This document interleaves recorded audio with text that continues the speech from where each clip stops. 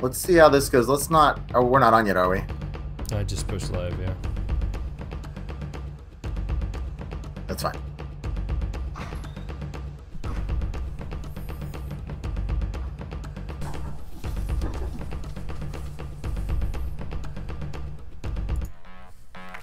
Hey guys, I'm Jordan Fromer. I believe in hunting hard, hunting smart, and having a fun time while doing it. And shooting limits, well, that's just the icing on the cake. I revel in the journey just as much as the successes it brings. From ducks to dogs to decoys and guns, we'll be talking tactics, strategies, and what it takes to get the job done. Load up and take in. This is the Duck Gun Podcast. What's going on, folks? I'm Jordan from Duck Gun Chronicles, and I got my co-host alongside me, Elliot from Freelance Duck Hunting, and Fumblemitz, the assassin, or formerly the assassin, who knows, from Freelance Duck Hunting as well. How you guys doing tonight? Oh, we know now. The vote is in. I am the assassin. Awesome. Yeah. So, yeah. The vote's in. Elliot was all primed up to demote me, and his watchers won't allow him. Well, what was the final percentage? 65 assassin to 35. They respect their elders. That's the last time Elliot's gonna put. That's the last time Elliot's gonna put that much power into his viewers' hands. I know. Yeah, when you want to do something real bad, don't ask anybody else's opinion. I love the title, The Duck Hunter, formerly known as the Assassin. I absolutely love it. I wish I hadn't put up a vote on that video. Well, there was a part of it in that video that I cut out. You know how, like, Prince for a while changed his name just to that symbol, and then everyone called him the artist formerly known as Prince, right? You're aware of that, right? I don't know who Prince is, but it sounds kind of familiar. You don't know who Prince is? I don't know. I don't. I can't stand him, and even I know who. Okay. He is. Well, anyway, he's a singer. He's dead now, but he's a singer through the late 80s, 90s, 2000s, and he changed his name to a symbol. And so then people called him the artist formerly known as Prince. So that's how I thought of the Duck Hunter formerly known as the Assassin. And I had this whole bit in there I cut out of the video where I was thinking of, like, coming up with some picture of, like, a crosshairs with, like, an X through it, and that would be his legal name. And then by default, then his name would be the hunter formerly known as the Assassin. Nice. Like Prince. But if you don't know Prince, the reference is totally lost. If you don't know Prince. I know the Fresh Prince of Bel-Air. No, my God. You're old enough, you should know. He's like from Prince the 80s, 90s. Yeah. You're old enough, you should know who Prince is. He's a good man. He's not into that stuff. Rumor has it Illuminati is the one that took Prince out, actually. Or, I don't know. Or maybe it was the assassin himself. Yeah. Yeah. Those of you that are listening, if you want kind of a more of insight on what exactly we're talking about, I put out a video on Monday on the Freelance Duck Hunting YouTube channel where I had been calling Fumbles the Assassin on the previous hunts, and he wasn't living up to his title, let's just say, on this hunt. So I was threatening to take his name, the Assassin, nickname the Assassin, away and put up a vote for the viewers to vote on, because, you know, the little cards, you can actually click on them and put up polls and votes. And I'll say there was enough votes on that one vote did not change it. So it's more than a couple hundred votes for sure. The whole thing was that I wasn't shooting, and everybody shot their limit, and then I would pick up my gun and I would drop my limit on about 5 or 6 shots, you know. And they started calling me the Assassin. The reason I was killing them all is because they were landing in the decoys. Nice. The shots you were passing up Monday were easy shots. You passed up 4 or 5 really easy shots. The Assassin gets the right to choose his marks. So he doesn't go for just any old shot. Anyway, I'm a little disappointed at the out. Did you vote out of curiosity? I did not vote, but I would have voted for Assassin. See, there you go.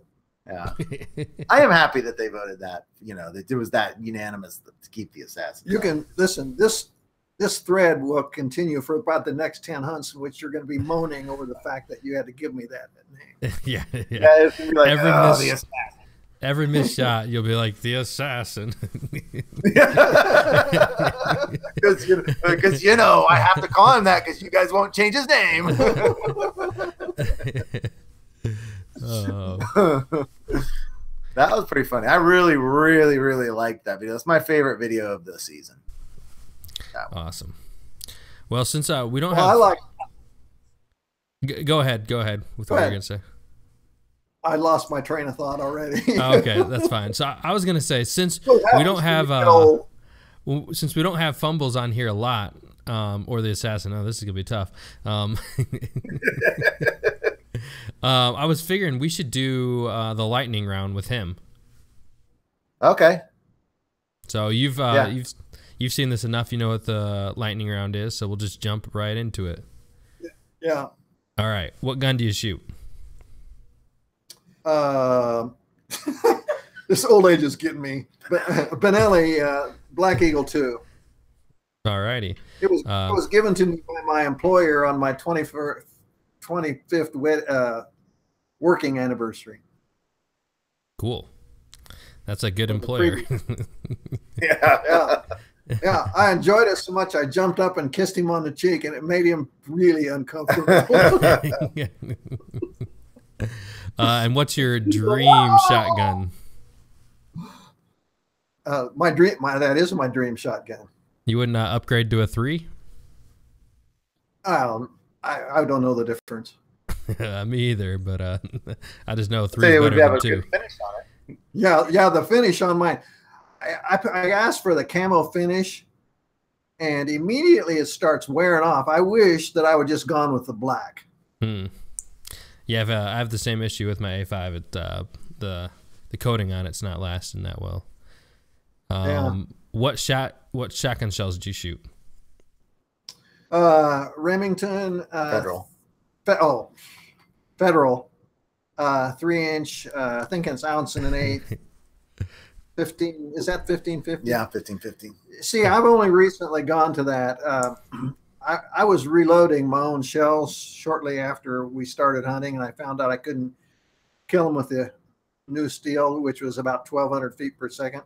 So I started loading my own, and then my brother-in-law, who is a gun dealer, found a place where he could buy cases of Federals. I think they're Federals, 2 and 3/4 inch, for about $3.50 a box. But that was like 20 years ago. Well, yeah, we both bought about 10 cases, and it took me decades to use all those shells up. He still has them in his basement, but he won't sell me any. But they're that's a slow shell. It's a 1360. I killed a lot of birds with 1360. I don't like anything under 1400. And that was about I think that was 1 1/8 ounce too. So you guys have like a Federal sponsorship? Because Elliot shut you down real quick when you started to say Remington. He was just wrong. We've shot Federal for 25 years. No, I was. Other than your reloads, that's all we've ever shot, really. Yeah. I mean, I switched to Kemp for a little bit. Well, I don't know what we shot before that. We weren't killing them. The first year we couldn't kill them out. We were just wounding them like crazy. We were collecting them, but the dog was chasing them all over the marsh. Yeah, then we increased the speed on our load, and we started becoming a lot more lethal. It was the drakes we couldn't kill. The hens were easy, but. What shot size for ducks? You talking mallards? Sure. 2s. And same for geese? Yeah, because we're duck hunters, and I don't buy special shells for geese. And when we do hunt geese, we hunt them over our decoys, and we're hunting them on the river. And if I can't kill a goose with 2s at 20 yards, then I don't need to be shooting. It kills them deader than a hammer at that distance. Yep. Beard or no beard? For the listeners, he just pointed to his face and his beard, so that'd be a confirmed beard. And yes. Face paint or face mask? Face mask. I think I would like to try some of that stuff that the guy you had on that's water soluble and everything. Mm-hmm. But the only time I've used face paint is the greasy stuff, and I've got it too. You do? Mm-hmm. I wouldn't mind trying that.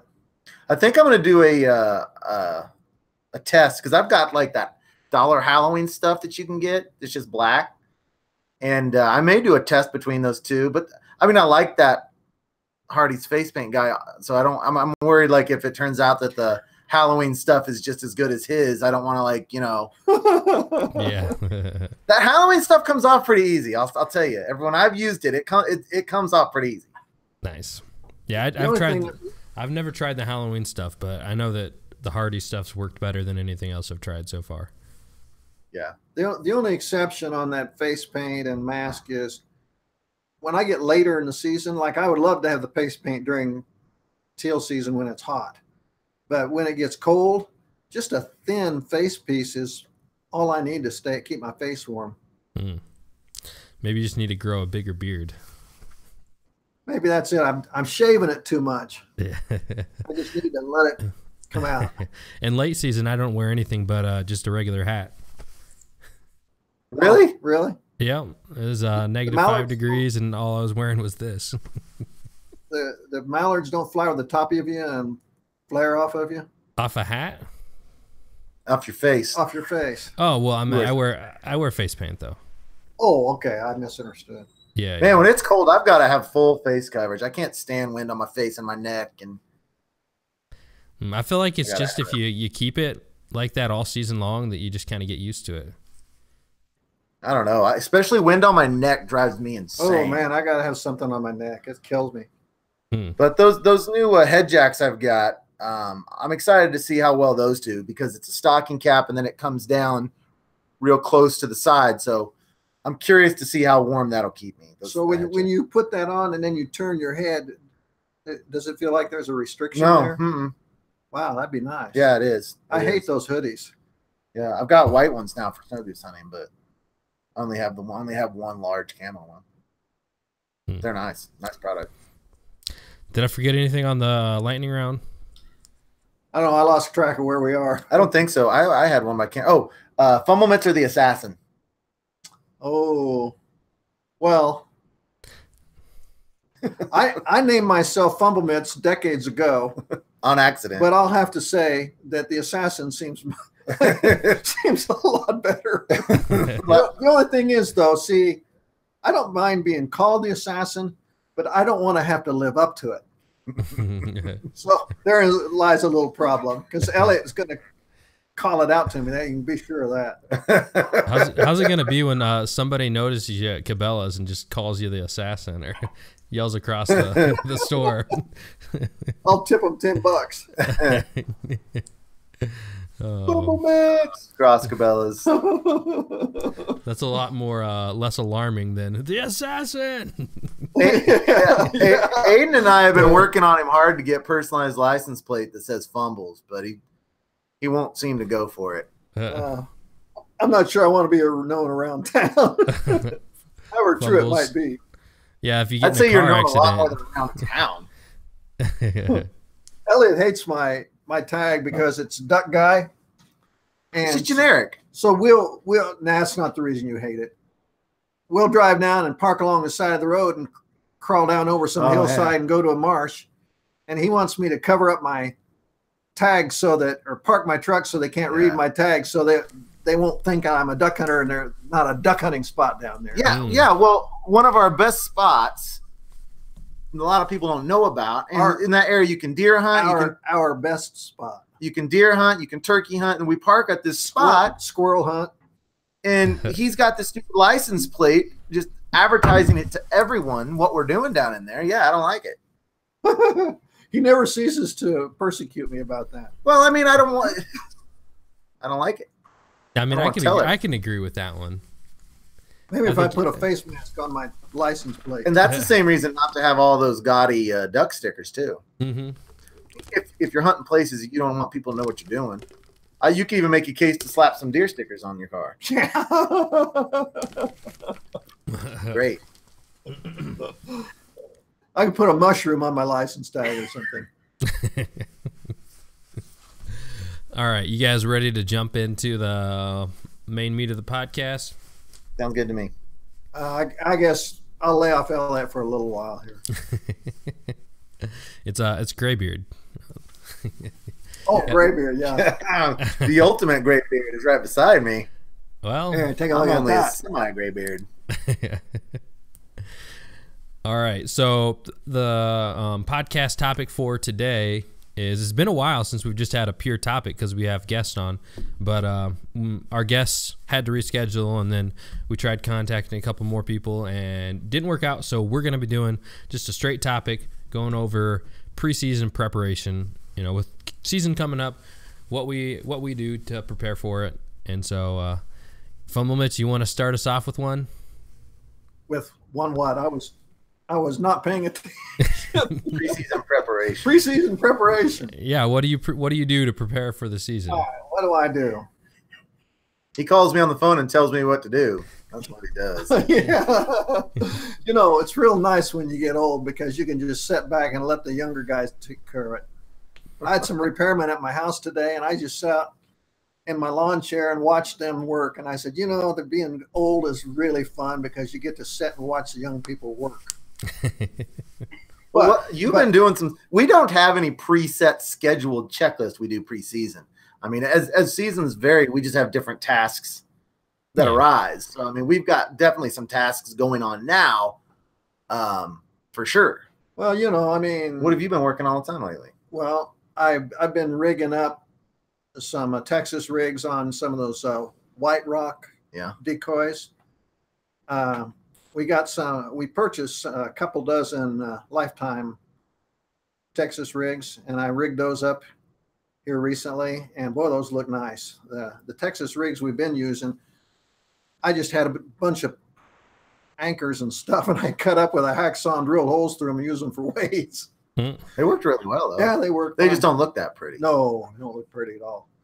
Nice. One of the things that you have to do is if you have a motorized boat, there's always a ton of work you got to do on those things. Make sure the taillights work and change the oil. And like right now, I got my boat jacked up in the backyard with the wheels off of it because we burned out my axle and bearings. So another thing I do is I go through my closets and kind of get my hunting clothes organized and organize my pack. I go through my pack and make sure what I left in there the year before is appropriate for teal season. So I get my pack all organized and everything. We need to do a show on what all you carry in your pack. Because now that he's 75, he doesn't carry his own pack in anymore. And that thing weighs about 60 pounds on a teal hunt. I'm not joking. I'm like, pack light, and I try to pick that thing up. It's got bricks in it. Ever since he knows we're going to carry his pack, because when we walk in anymore, I mean, he's got heart problems, and there's no telling what I might need. He's got a stent and stuff, so we don't make him carry his own pack in there anymore when we go in. And I'm telling you, teal hunts are going to end by 9:30, and that thing literally weighs like 60 pounds. Well, that one thing is for sure. If I know that I'm going to carry my own pack on that particular hunt, I pack real light. I can't imagine what all you have in that thing, though. Oh. All right, so let's alternate on these. So just to kind of review our list, we got go over your Texas rigs, make sure your decoys are rigged well.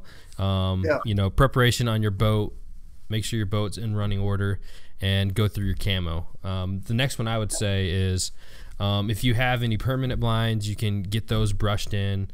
Or your layout blind, have that brushed in as well, or an A-frame, whatever you have, make sure you get that brushed in. Is something that it's better to have at least to start on before you get out in the field, because I've been out there with something that's not brushed in at all, rushing before light, and you're not going to have it done as well as if you took time before season to get that brushed in. True. Yeah. All right, Elliot, you want to throw one in? Yeah, I always set up a hunt calendar. I pull up my Google Calendar, and typically I'll do it as early as mid-August, sometimes even early August. This year I did a little later, but I'll go through And we don't take out-of-state trips, but we take a lot of weekend trips.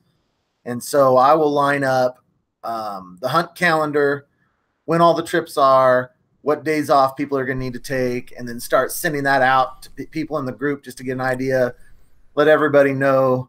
For some reason, people allow me just to decide on my own, which is great because I just kind of throw them out there. It's like, this is when we're doing it.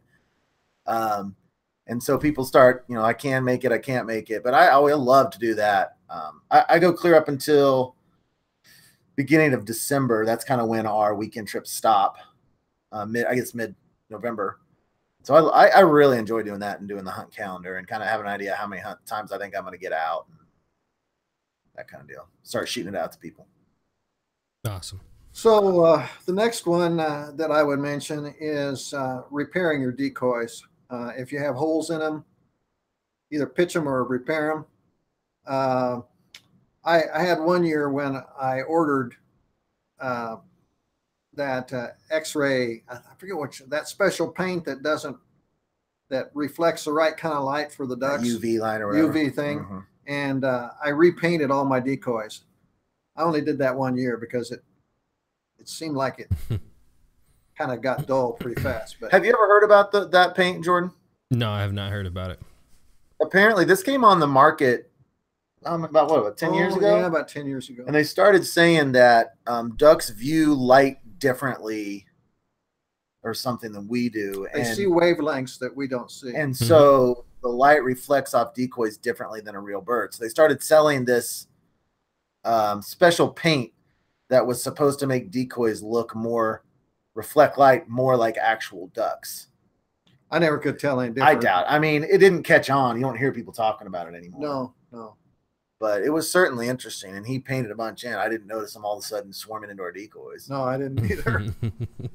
It was interesting. I mean, it wasn't just, there was a thing there for a while. What I need is a half a dozen spinners. That's what I need now. That's the truth. Yeah. So as far as the holes, do you fill them with foam or anything like that? I know diver hunters fill their decoys with foam a lot because divers get right in there in the decoys. I bought some foam decoys. Pretty good for me because I shoot the birds right in the decoys. In fact, Corn won't hardly bring his decoys anymore because I keep plugging big holes in them. Boy, the decoys that he bought, you put one BB through it and it makes a hole a half-inch in diameter. He would have a few things to say about that. So my response, he was cornering at me about it, and my response to him was, "Don't put him over there where I'm shooting." So he doesn't anymore. If he's with us, he doesn't. He puts his decoys on the outskirts because you do have a uncanny knack. Well, I do. Of shooting his decoys. Yeah, I do. I thought we were trying to think of some way to get even with him for having fed me that dog food, and so one idea that we came up with was that I was going to bring some decoys like his, some replacement decoys, so it wouldn't be a gross trick.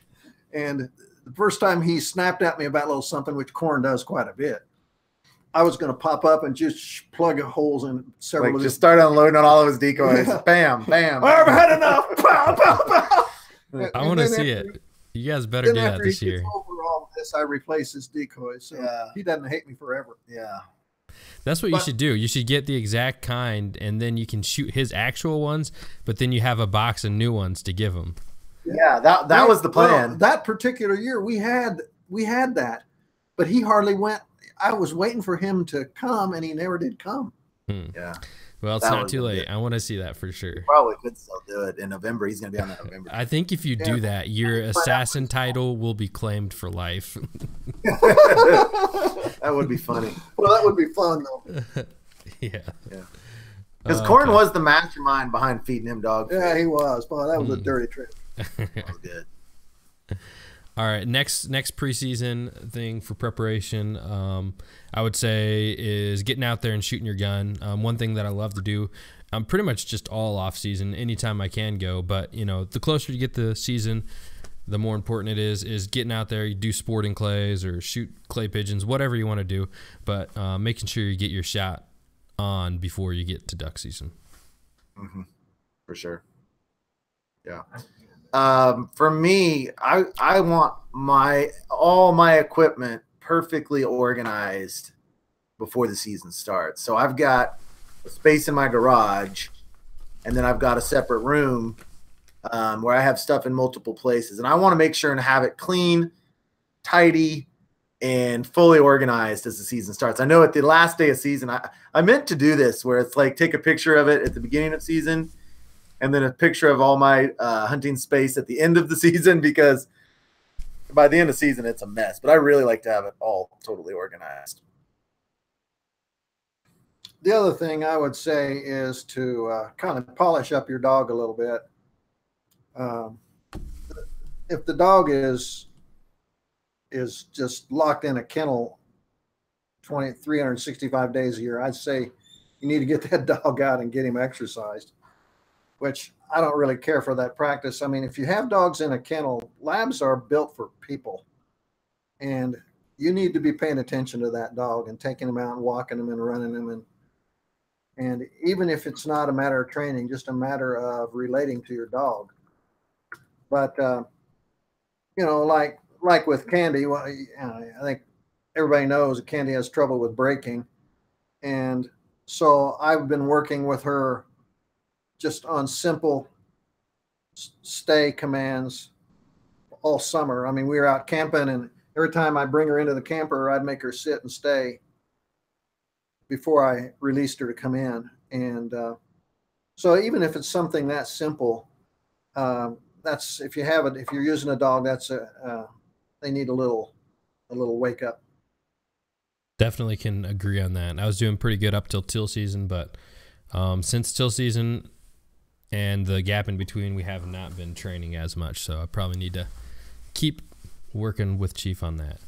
The next one I would have is get out your calls. Make sure, just maybe the day before. It's not something, if you know how to call already, not something you have to spend a great amount of time with, but, make sure your call's tuned right. And you don't want the first time you're blowing in your goose call or blowing in your duck call being opening morning when you got a flock come in here and you make some kind of crazy noise and they flare off.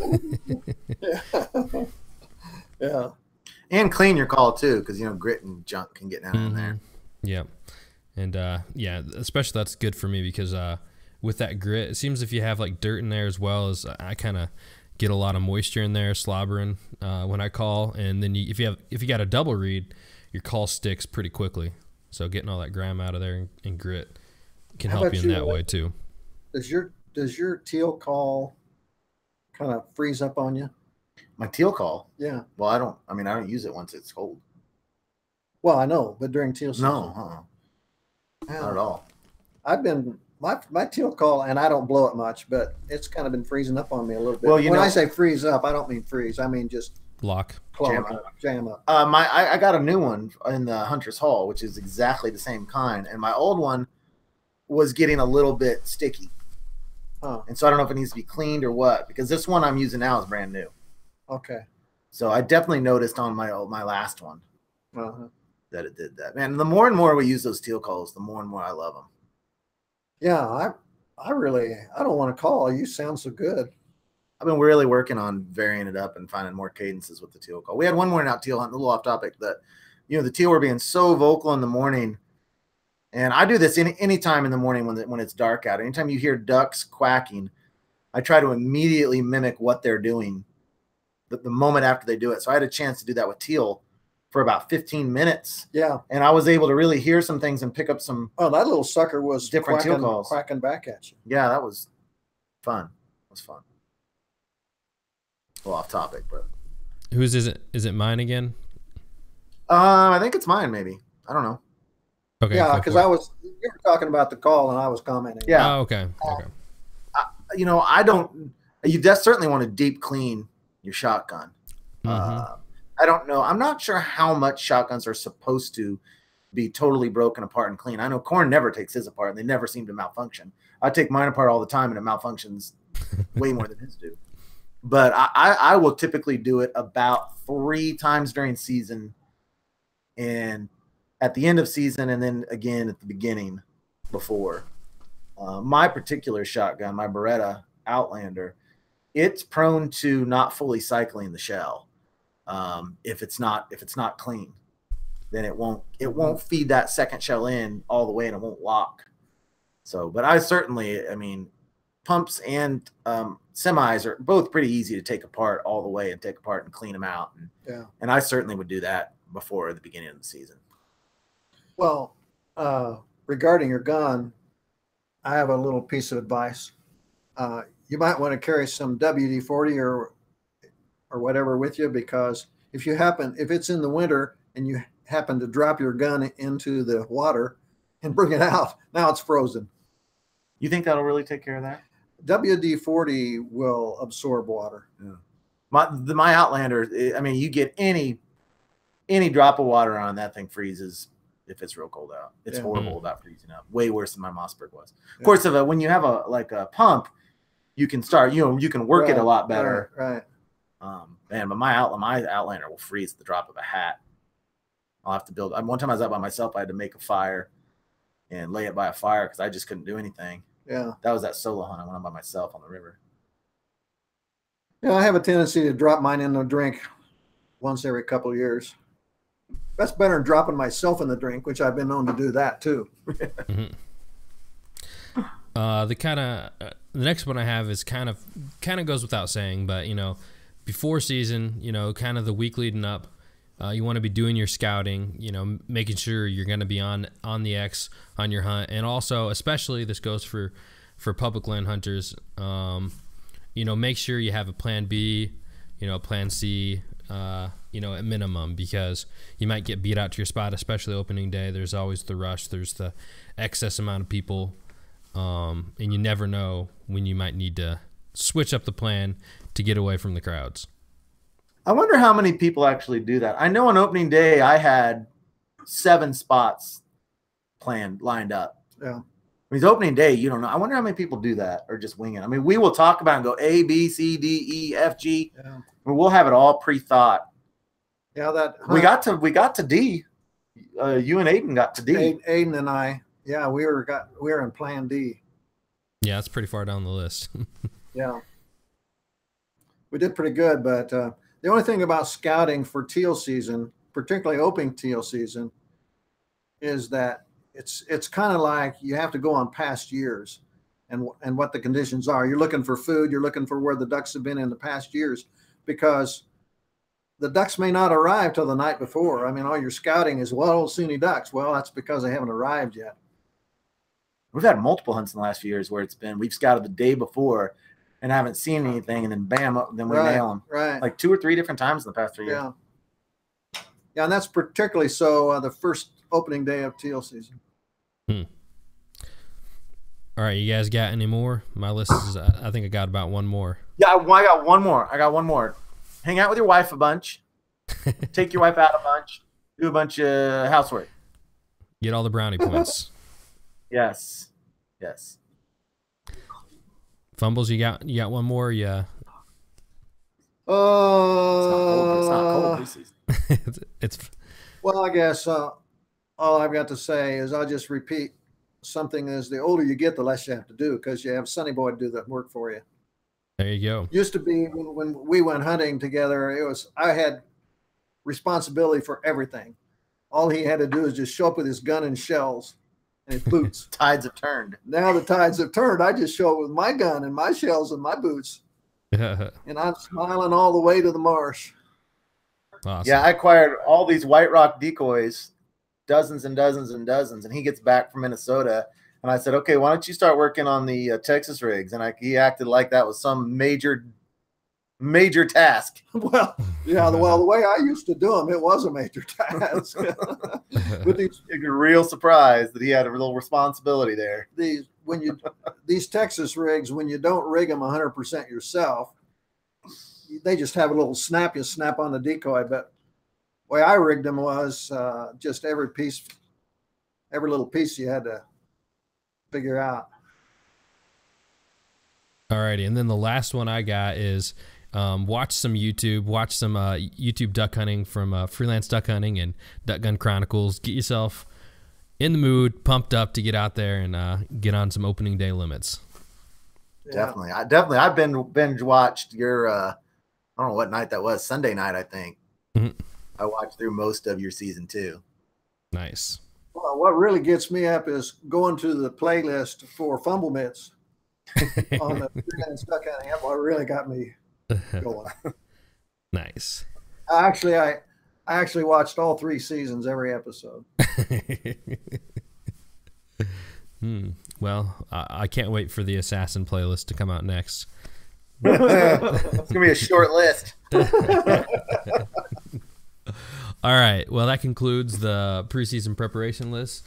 It looks like we got some questions over here in the chat, so let's jump over to those. Somewhere in Wisconsin asks, do you do anything special to hide your dog when hunting from the shore? You can use a ground blind. If you're using a natural blind, just get them in there with you. Same with an A-frame, maybe let them stick their head out the side just so they can see the birds. What about you guys? Well, it's our theory that if we hide ourselves adequately, our dog is going to be hidden adequately as well. I've never used a ground blind. Now in our layout boats, we definitely have our dogs under our hood, but in that case, we're hiding ourselves. So I just figure if we're hidden well, the dog is right beside us, the dog's probably going to be hidden well. The only exception to that is in the green vegetation. We get Izzy in there; she sticks out like a spotlight. Yeah, she's so light colored that I don't think you need to do much for a black lab. I mean, they just blend in like a shadow. But I know the yellows, like Izzy, for a long time, I kept a little small camo net that I would put over her just because, I mean, her facial features just stick out just like coyotes or something. Now you put her in the dried up cattails and she disappears. Yeah, you get her in real late season cattails and she disappears. But yeah, we typically just build a blind and then make them stand kind of under it with their head out if we're building a blind. I think the number one key is hardy face paint for a dog. I've been putting it on Chief. He looks awesome. Yeah, we need to try that for Izzy. She would look cool with that. Yeah. All right. Virginia Backwater Adventure asks, what type of decoys do you use in the early season? I'll be using White Rock decoys. Yeah, certainly. We will be using White Rock Pool 5, isn't that what they're called? Pool 5. Pool 7. And we've got both of those, but then and early the Nomad.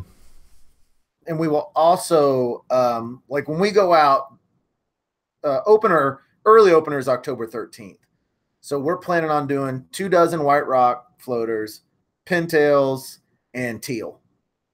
And so if we will throw out to 4 to 5 dozen, half of which will be mallards, 10 pintails, the rest teal. We work really hard to match what's around. And 24 mallards at that time, maybe even, we may only go with 1 dozen. Yeah, we also have gadwall and some other species, got some widgeon and stuff. But what we're trying to do this year is to demonstrate that those White Rock decoys are pretty much what you need. And so we're kind of cutting back on some of these other species this year. Yeah, but we'll definitely still have the pintails. The pintails, yeah, the pintails. Early season, you might not see any mallards, and yet there are pintails and teal. Yeah, there's quite a few pintail around right now, I think, and there will be. Awesome. Yeah, for me, I don't have to worry about that. I mean, I don't have the luxury of worrying about that, unfortunately, because we literally only have mallards and wood ducks early season. Yeah, you're just hoping for one pintail someday. Yeah, yeah. I've never even seen one. Yeah.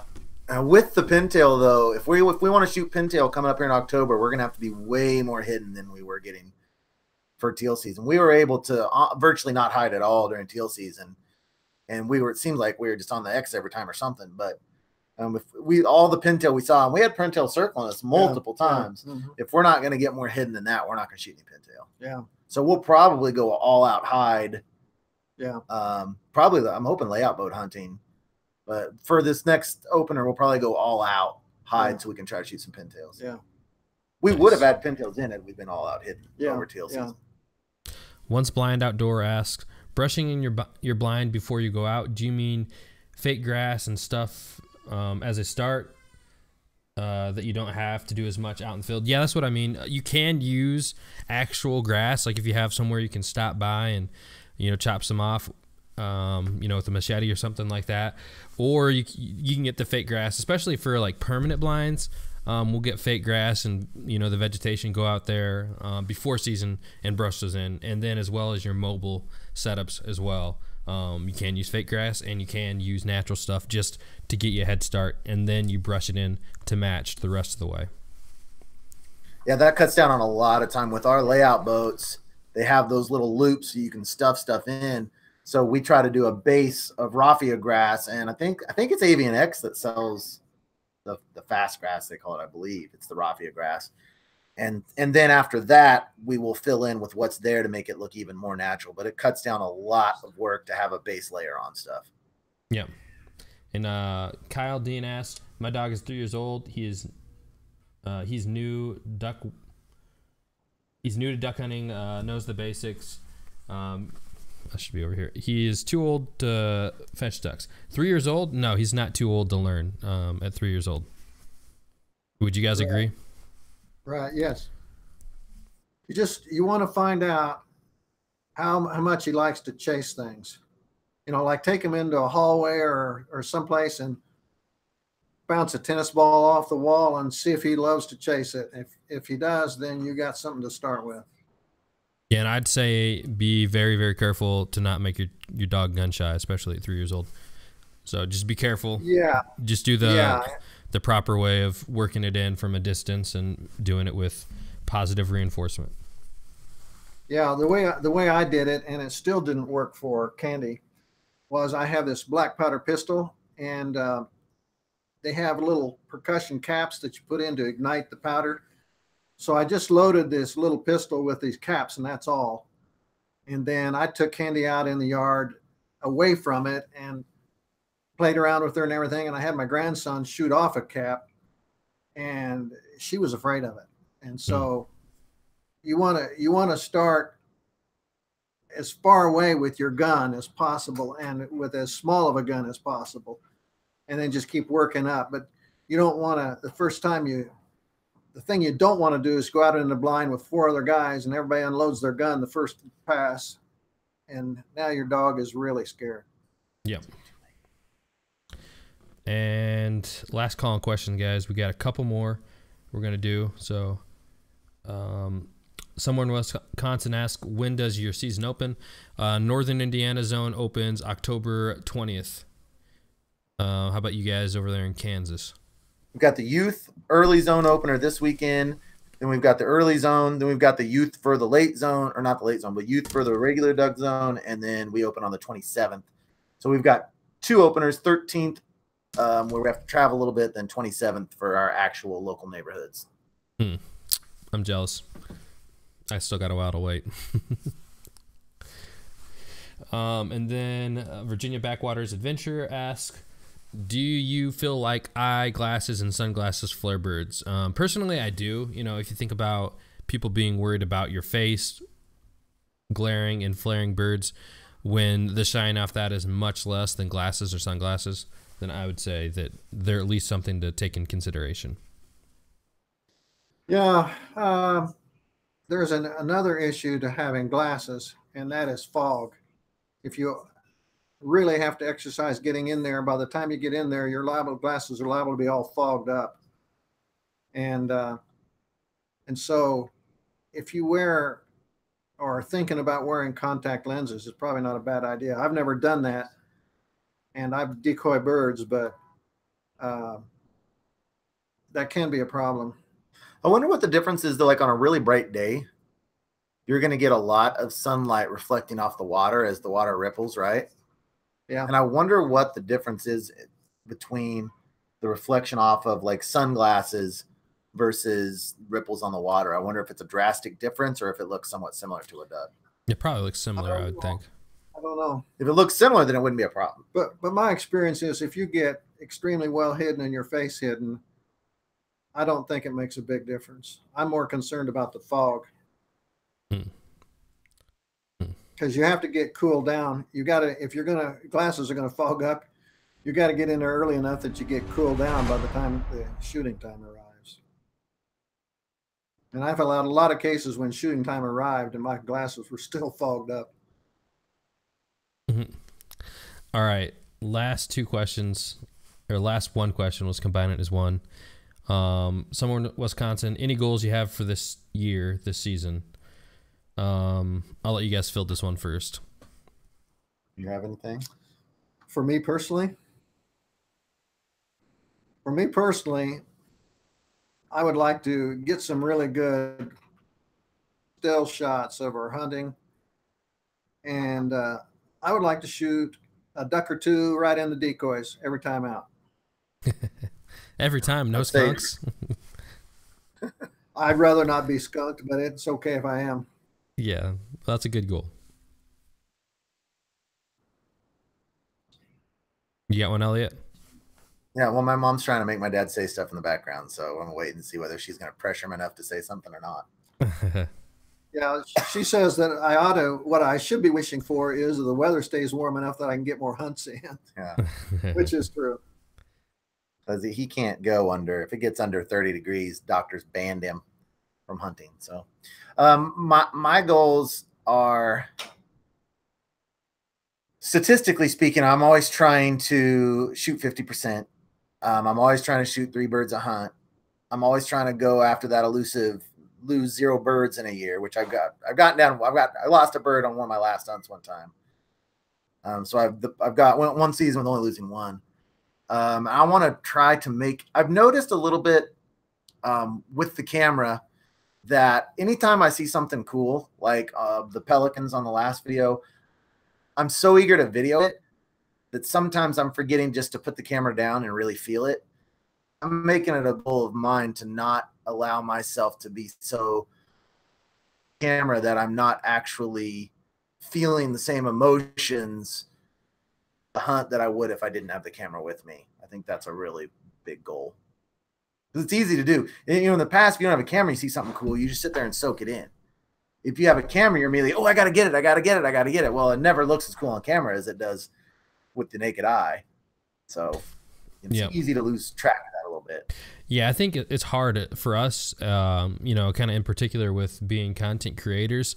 One thing I've kind of felt myself that's similar to that is when you're out there and you're trying to get away, you're trying to get in the outdoors and enjoy it, and then you're doing Instagram stories and then you're filming stuff and you're making sure everything's right, and you're just so wrapped up in it that I did on one trip this year. I tried not to use my phone at all on a fly fishing trip with my dad. It's just kind of good to unplug, but we have to have a happy medium with that, with the content creation. Yeah, for sure.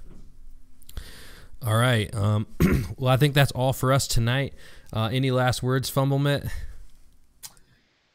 I just wish everybody good luck in their season, and make your shot selection good and your shots true. All right. Wise words from a wise Fumble Mitts. All right, guys. That's all. I'm Jordan from Duck Gun Chronicles, Elliot from Freelance Duck Hunting, and thanks again for joining us, Fumble Mitts. And that's all we got for tonight, and we'll see you guys next time.